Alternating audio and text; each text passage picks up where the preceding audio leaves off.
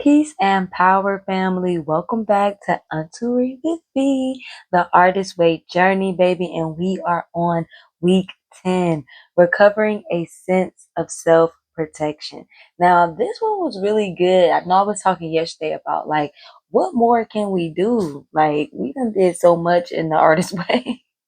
What more can we do? And I think that her moving into self protection is super on point because it really starts off with talking about what are your habits that are getting in the way of you actually being able to create. Like, what are you doing? What are those regularly things that you do that are actually things that move you away from creating? And she was talking about things like food, alcoholism, sex, work, naming that work is probably one of the number one things for people. But she was like, think about for yourself, what are those things, those habits that you have that get in the way of you being able to create? And when I think about that for myself, I'm like, social media and TV absolutely are the number one things that I do that get in the way of me actually sitting down and writing. Like, even today, I wanted to write something for Substack and I scrolled instead. I scrolled instead. And I even post some things, which is like a part of the experience of having a brand and trying to get people to follow your brand and pay attention to your brand. But it is not the creating that I really want to do. Like, being a content creator is not the type of creator that I want to be. It is not the creative outlet that I imagine and that I want for myself. So when I spend time on social media, it really is one of those habits, those things that I picked up and that I do without even thinking nowadays that get in the way of me actually sitting down and writing on the page. So I think that in our tasks, we have to deal with some of that stuff. So we're going to see how it goes this week around navigating how do I show up with television and how do I show up with social media versus how do I show up for my creativity. And the next thing she talked about again, that is one of the number one things that get in the way of people being able to be creative is workaholism. And I was that kid, okay? If you've been following, you know that I actually haven't been working since December. I have been focusing on my brand, focusing on taking care of myself, focusing on grieving, focusing on feeling. And I actually just even moved back home to North Carolina so that I can focus on pursuing my creative dreams and not having to worry about all of the other things that come with being a freaking adult. But before December 2024, your girl was a workaholic, okay? I could spend literally 16 hours up to 24 hours in the day thinking about my job. And it wasn't even like I was actually doing work. So maybe like 5 to 8 of those hours were actually productive work hours. And the other ones was literally me thinking about what do I need to do? What do I need to read? Who do I need to be? Who do I need to talk to? Where do I need to go? And it was overwhelming, okay? And it wasn't even just work, it was school. I was in school until 2021. Okay, so literally the majority of my life. So if it wasn't school, if it wasn't work, it was school. I'm like, okay, I need to read this thing. I need to focus on this thing. I need to go and do this extra research. I need to go and do this extra credit project because I really want to excel and I want to stand out and I want to da da da da da. All of these things pull me away from actually sitting down and writing what I wanted to write. I have literally in my notes app like 15 different storylines of different writing projects that I want to do, different novels that I want to write, poetry collections that I want to write, children's books that I want to write, that I have been sitting with for so long, y'all. And the reality is that I just focus more on work. I focus more on what's bringing in that money to pay my bills, what is bringing in the people that make those connections to bring my bills. Like, if it ain't bringing in money, then I really was not focusing my attention on it. And I was very intentional about stopping working in December because I wanted to pour back into myself. I wanted to give myself that space to actually create, to actually think about, okay, what do I want to do with my life? I've accomplished all of those other goals and dreams. I've gotten the degrees. I've done all of that. what do I actually want to spend every single day of my life doing, right? And I have figured it out. I know what I want to do. I'm very excited about it. And y'all gonna hear about the crowdfunding campaign for my next poetry collection that's coming out and the tour that I want to do in an RV. Okay, so stay tuned for that. But the point is that I had to literally stop doing work. Like I had to stop working for somebody else. I had to stop giving my energy, my time, my mind, my body, my soul, my spirit, my everything to a job and focus on taking care of me and honoring who I am and honoring what I want from life, which is hard to do, especially when you got bills. Hence why I'm back home living with my mom. So after she talked about workaholism, which is our number one problem, she was like, most artists go through a drought, right? And a drought is basically when you feel like you have writer's block or you feel like you just can't create, you can't put anything out. And the number one thing she recommended during those periods was sticking to your morning pages. And y'all know, if y'all been watching these videos, I am a fan of the morning pages. I'm a strong advocate for the morning pages. And it has been something that I have been doing for literal years, probably since the pandemic started, because I needed something to ground me. I needed something to help me move through some of the emotions that I was feeling. And sometimes it literally was just me being like, I am grateful for life. I am grateful for trees. I am grateful. Like it didn't even matter. As long as I got up and wrote on that paper. And I think I even centered on gratitude because I was just like, I can no longer like wallow in the negative.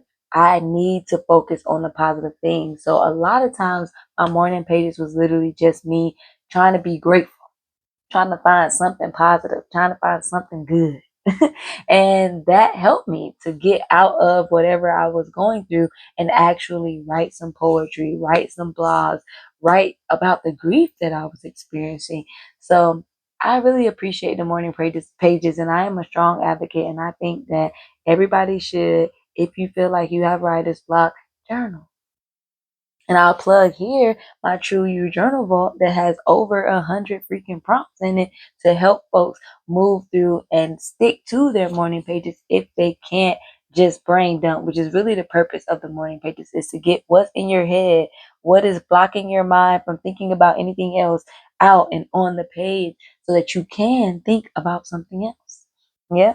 So after drought, she talked about fame, child, and how fame is one of the biggest blocks because we think that if we don't have fame, then we actually don't have success. And I think the key here is figuring out, what does success mean to you? What does success look like for you? Because that is what you need to be chasing, not fame. And if you look at people who are famous, they're halfway miserable. They don't even like what they're doing and how they're doing it. So fame is not the end goal. Fame is not success, right? So you have to get clear about, what does it mean for you as a creative to be successful? And I think that that is a major part of getting out of blocks, right? Getting out of your own way and actually leaning into creating and doing the work, because you stop worrying about what other people are thinking, what other people are feeling about your work, and start thinking about, okay, what do I want to get from this? What is the purpose of this art that I'm creating? And how do I want to feel about it? And how do I want it to impact my own life, right? So I think that that is so important, is thinking about what success means to you and not focusing on fame, or recognizing that fame and success are two totally different things. And after she talked about fame, she talked about competition, child. And I think this is so good because we do often get caught up in looking at other people's lives, especially now that social media is so rampant, right? We are like, oh my God, they going traveling all the time. They always out with their friends. They always out at brunch. They always da, da, da, da, whatever. And it's like, babe, do you even want to be doing those things? Are you a traveler? Are you a bruncher? Are you somebody who likes to go to parties and hang out with a lot of people?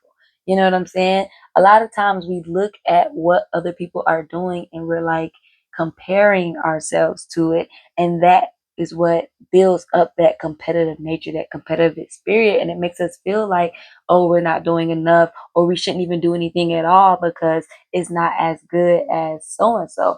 And I think that I am just not a competitive person, and I think that I have worked to not be a competitive person. Like I might have been a competitive child, but as I've grown up, I'm like, I want you to win, babe. I want all of us to win. So even if we play in a card game, like I don't care if I lose. I care that we actually spent time together right now doing something. You know what I'm saying? Like I'm not really worried about the outcome of the win, and I need to apply that to my creativity, right?